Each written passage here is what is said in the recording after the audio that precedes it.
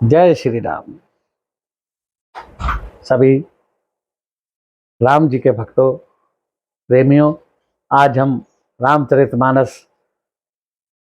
का पाठ 15 बनाएंगे और भगवान की कल से आगे की कथा के ऊपर चर्चा करेंगे, सत्संग करेंगे। भगवान की कथा पर वार्ता करना यही सत्संग है। तो हमने कल कथा, भरत जी अपने अयोध्या में आ गए हैं ननिहाल से, और वो सारा अपना पिताजी का संस्कार वगैरह करते हैं। उसके बाद एक मीटिंग बैठती है और मीटिंग में भरत जी वशिष्ठ जी से कहते हैं कि चलो अब प्रभु को वापिस लेके आके और उनको राजा बनाएंगे। सारी रानियां और पूरा राज परिवार और सेना के साथ, सारे गुरुओं के साथ रथों पे सवार होके और वन के लिए निकल पड़ते हैं। लेकिन भरत जी रथ पर नहीं बैठते, वो पैदल जाते हैं। तब सुमंत जी कहते हैं कि सुखबीरपुर तक तो प्रभु भी रथ में गए थे, वहां तक आप भी रथ में चलो। भरत जी बोले नहीं, मैं पैदल ही चलूंगा। और भरत जी पैदल पैदल चलते हैं। जब सिंहवेरपुर आता है, निषाद राज की राजधानी का क्षेत्र, तो निषाद राज का एक सिपाही देखता है कि अयोध्या की सेना आ रही है, और उसमें वो देखता है कि राम लक्ष्मण जैसे ही दो भाई भी हैं। वो निषाद राज जी से जाकर कहता है कि प्रभु, लगता है कि राम जी के जो छोटे भाई है भरत, वो सेना लेकर आ रहे हैं। अब निषाद राज जी सोचते हैं कि भरत को तो राजा ने, दशरथ जी ने राज दिया है और राम को वनवास दिया है, तो फिर ये भरत वनवास वन के अंदर सेना लेकर क्यों आ रहा है? कहीं ऐसा तो नहीं ये राम जी को समाप्त करना चाहता हो? तो वो कहता है आज कुछ भी हो जाए, इनको आगे नहीं जाने दूंगा, चाहे हमारी सबकी लाशें बिक जाए। तभी एक बूढ़ा व्यक्ति निषाद राज का से कहता है कि निषाद राजा जी, आप थोड़ा विचार करो, कहीं ऐसा ना हो कि हम कोई गलत कदम उठा ले। आप इस प्रकार करो कि आप एक थाली में पुष्प और तलवार रखकर उनके पास जाओ। यदि वो पुष्प उठाते हैं तो इसका मतलब वो राम जी से मिलने जा रहे हैं। बूढ़े की बात समझ में आ जाती है। निषाद राज जी इस प्रकार ही करते हैं। जब निषाद राज जी वो एक थाल में फूल और तलवार रखकर लेकर जाते हैं, तो भरत जी, उधर भरत जी आ रहे हैं, भरत जी के साथ सुमंत्र हैं। सुमंत्र भरत जी को बतलाते हैं कि ये निषाद राज है जिनको राम जी ने गले लगाया था। तो भरत जी दौड़कर निषाद राज को गले लगा लेते हैं।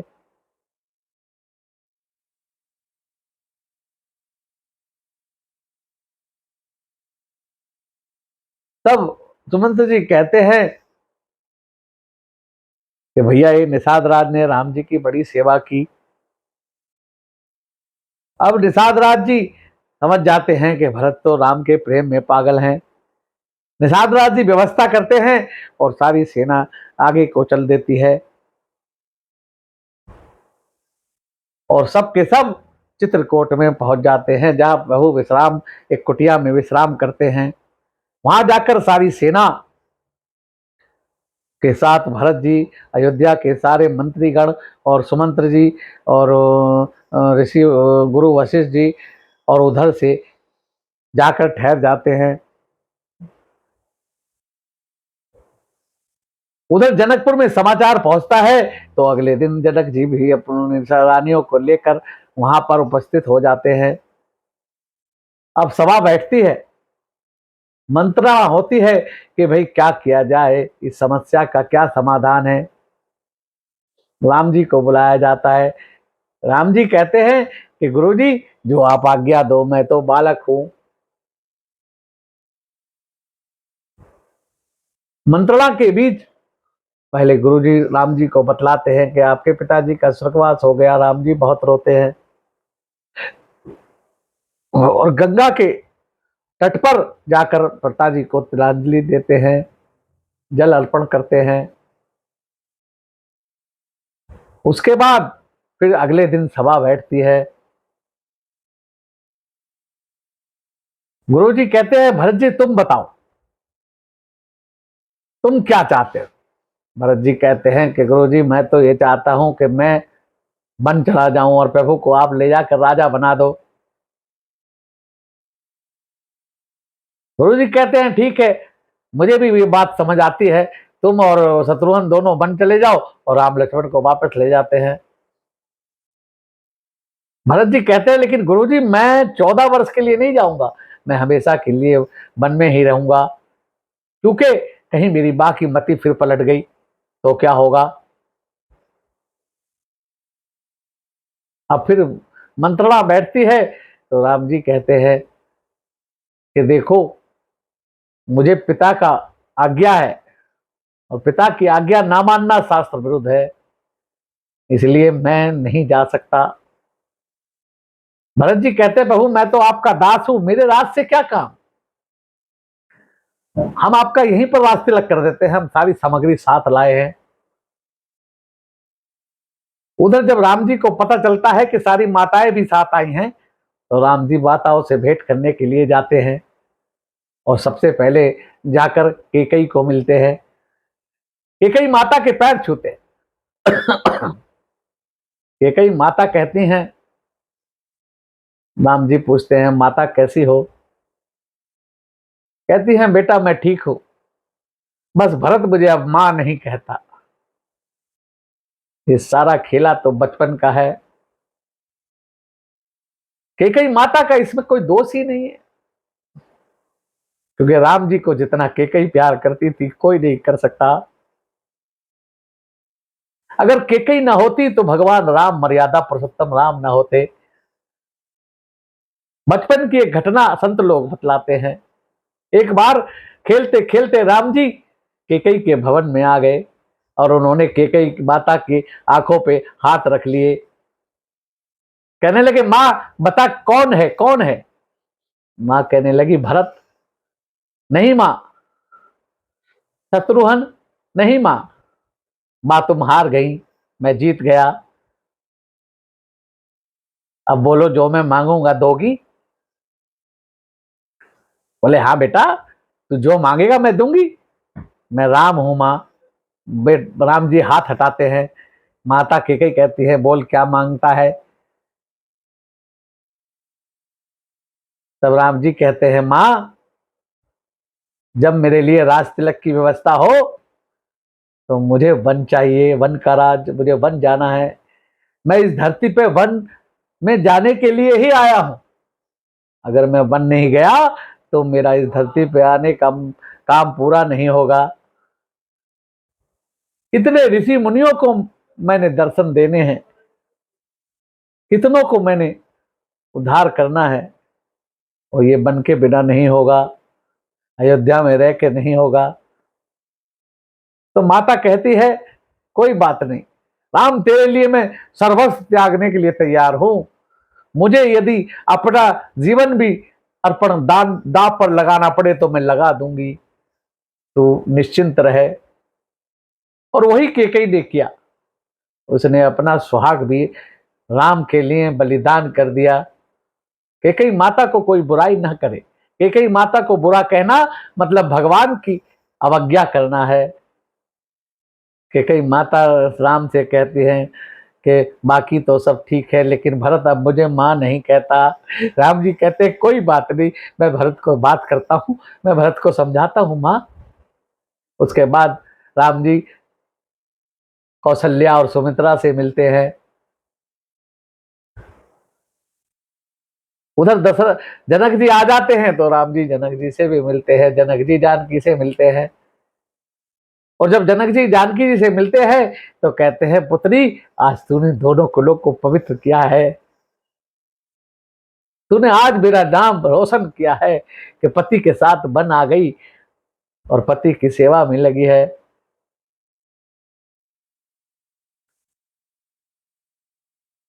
उसके बाद बैठकी चलती रहती है। बैठक में निश्चित होता है। राम जी कहते हैं मैं राज तिलक नहीं कराऊंगा, 14 साल बाद जब मैं अयोध्या वापस आऊंगा तभी मैं राज तिलक करवाऊंगा। भरत जी पूछते हैं प्रभु फिर इस सामग्री का क्या करें? तो वहां अत्रि मुनि हैं, वो बताते हैं कि देखो यहाँ पास में ही एक कुआं है, सारी सामग्री को उसमें डाल दो। समस्त तीर्थों का जल लेकर आए थे वो भी उसमें डाल दिया और सब सामग्री को उस कूप में डाल दिया। ये कुआं चित्रकूट में है, आज भी भरत कूप के नाम से जाना जाता है। उसमें समस्त तीर्थों का, उस कुएं को दर्शन करने का फल समस्त तीर्थों के दर्शन करने के फल के बराबर है। अब राम जी कहते हैं यहाँ काफी दिन हो गए, अयोध्या अकेली है, आप लोग अब वापिस जाइए। तब भरत जी कहते हैं प्रभु मुझे कुछ अपनी निशानी दो। यहां भगवान राम उनको एक चरण पादिका देते हैं। भगवान राम तो अयोध्या से नंगे पैर आए थे, फिर ये चरण पादुका कहां से आ जाती है? ये भगवान राम ने अपना एक चरण पादुका अवतार दिया, अवतार के रूप में आए हैं। भगवान ने एक अपना रूप चरण पादुका में के रूप में बनाकर भरत को दे दिया है और भरत से कहा है कि इसको ले जाओ आप। और भरत और सब परिवार के साथ अयोध्या वापस चले जाते हैं और ले जाकर उन पादुकाओं को गद्दी पर रख देते हैं और चरण पादुकाओं से पूछ पूछ कर ही सारा व्यवहार करते हैं, सारी राजाज्ञाएं देते हैं। वो चरण पादुकाओं को ही राजा मानते हैं और स्वयं अयोध्या में महल में नहीं रहते, साथ में नंदी वन है वहां रहते हैं। वहां उन्होंने एक अपनी कुटिया बना ली है। वो कहते हैं जब भगवान राम कुटिया में रहते हैं तो मैं भी महल में नहीं रहूंगा, कुटिया में ही रहूंगा। अकेले रहते हैं। पत्नी आई तो उसको भी मना कर दिया, माता आई उसको मना कर दिया और सोने के लिए उन्होंने जमीन में एक गड्ढा खोदा है। कहते भगवान राम मेरे प्रभु मेरे इष्ट जब धरती पर सो रहे हैं तो मैं उनसे उनके बराबर नहीं सो सकता, इसलिए मुझे जमीन के अंदर सोना है। 14 वर्ष तक भरत जी नंदीग्राम में कुटिया बनाकर जमीन में गड्ढा खोदकर उसके अंदर सोए हैं और वनवासी की तरह ही उन्होंने भी 14 साल काटे हैं। और भगवान से कह दिया था कि 14 साल से एक दिन भी ऊपर हो गया तो तुम्हारा भरत जीवित नहीं मिलेगा। भगवान को बड़ी चिंता रहती। अब इधर भगवान जब ये सारे लोग अयोध्या आ गए तो उधर भगवान लक्ष्मण से कहते हैं कि लक्ष्मण अब यहाँ हमारा रुकना ठीक नहीं है। अब हमें आगे कहीं प्रस्थान करना चाहिए क्योंकि ये चित्रकूट सब लोगों ने देख लिया है और यहाँ रोजाना कोई ना कोई आता जाता रहता है जिससे हमारी साधना में भी विघ्न आता है। अब राम लक्ष्मण सीता जी तीनों आगे के लिए चल देते हैं।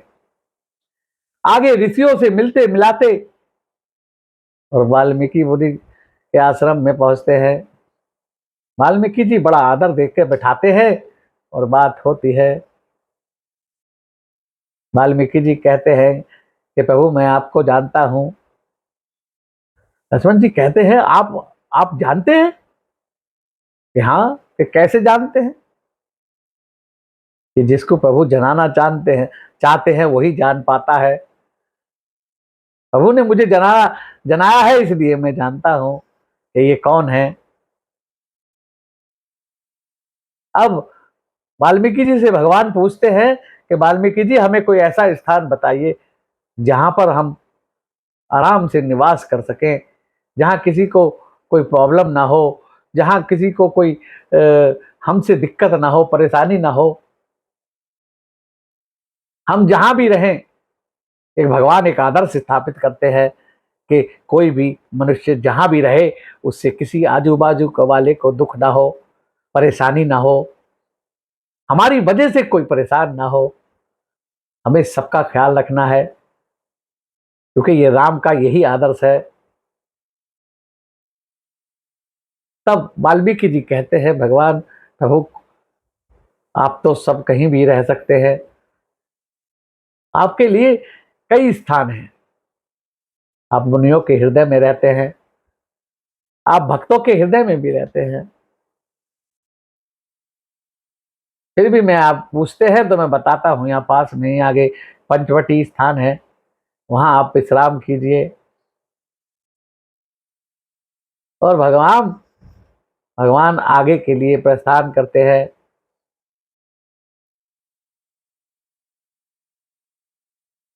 और पंचवटी में जाकर कुटिया बनाकर भगवान वहां रहने लगते हैं। आज की कथा को हम यहीं विराम देते हैं। बोल राजा रामचंद्र महाराज की जय। भाइयों, भक्तों, राम प्रेमियों, आपको आज की कथा, वीडियो, सत्संग पसंद आए तो मेरे चैनल राम के संगे के गुप्ता को लाइक करें, सब्सक्राइब करें और आइकन का बटन दबाएं। जय श्री राम। सब भक्तों की जय, सबको सबका कल्याण हो। जय हो।